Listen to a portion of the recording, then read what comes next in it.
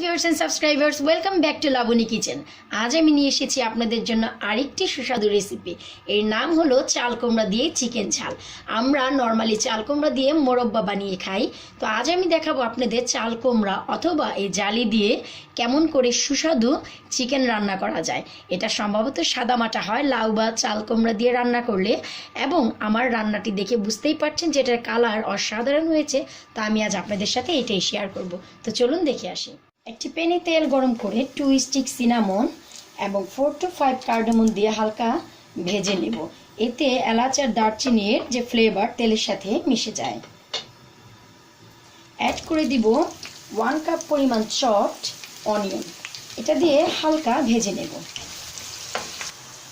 অনিয়নটা যখন হালকা ফ্রাই হয়ে যাবে, অনিয়নের সাথে আমি চিকেনগুলো হালকা ভেজে নেব। আমি চিকেনে হালকা একটু ফুড কালার লাগিয়েছি, কারণ আমরা সবাই জানি জালিটা সাদা হয়, একটু সাদা মাটা, এই জন্য ফুড কালারটা লাগিয়ে নিয়েছি যেন হালকা একটু কালার চলে আসে। এটা খুবই অপশনাল, আপনারা চাইলে ফুড কালারটি ব্যবহার নাও করতে পারেন। তো আমরা অনিয়নের সাথে এই চিকেনগুলো ভেজে নেব। চিকেনটি ভাজা হয়ে গেছে, এখন চিকেনগুলো আমরা একটি প্লেটে তুলে নিব। যখনই তুলে নিব চেষ্টা করব যত অনিয়ন আছে যেন চিকেনের সাথে না ওঠে।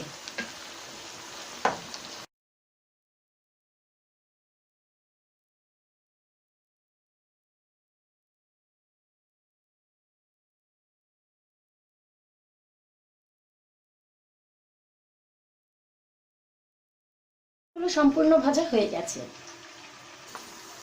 একই অনিয়নে আমি অ্যাড করে দিব হচ্ছে 1 টেবিল স্পুন গার্লিক পেস্ট এবং 1 টেবিল স্পুন জিঞ্জার পেস্ট। সাথে অ্যাড করে দিব হালকা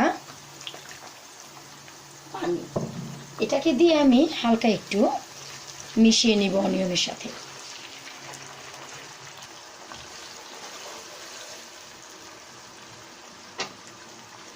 অ্যাড করে দিব 1.5 tablespoon turmeric powder, 2 tablespoon chilli powder.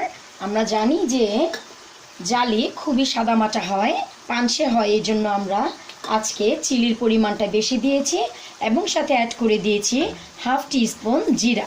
এই জিরাটা আমি হালকা একটু রোদে শুকিয়ে ভেঙে নিয়েছি।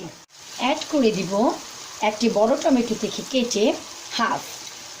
এটা দিয়ে আমি মশলার সাথে সুন্দর একটি পেস্ট তৈরি করে নেব। মশলাটি কষানো হয়ে গেছে, এখন আমি অ্যাড করে দিব ভেজে রাখা চিকেনগুলো। চিকেনগুলো দিয়ে আমি হালকা একটু মশলার সাথে মাখিয়ে নেব।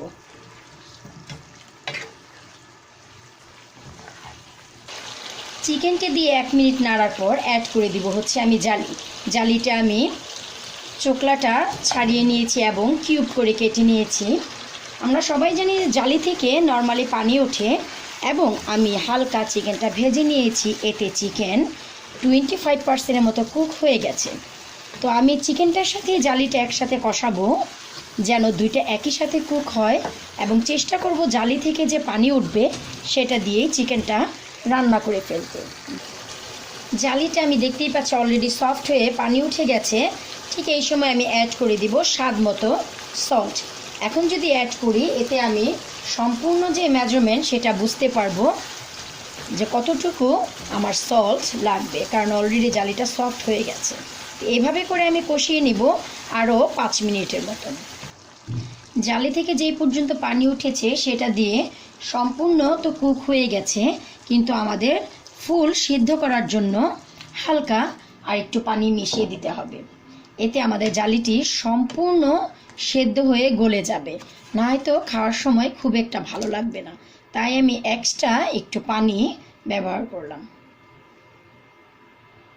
জালিটি সম্পূর্ণ সেদ্ধ হয়ে গেছে, এখন আমি অ্যাড করে দিব 4-5টি গ্রিন চিলি।